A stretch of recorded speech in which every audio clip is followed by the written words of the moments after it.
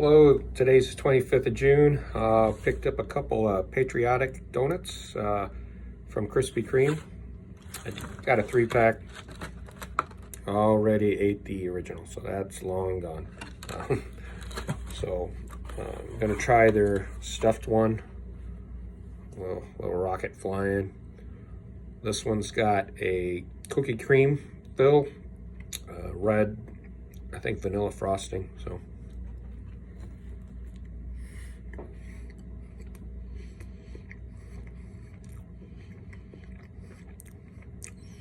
Not too bad, but to me, way light on the filling.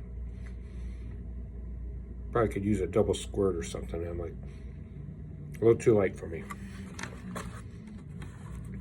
Now I'm going to try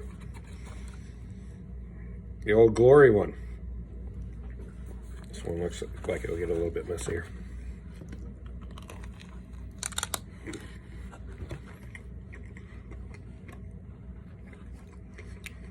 Tried and true. Yummy vanilla. Glazed donut underneath. Worth a try. Happy early 4th. Take care.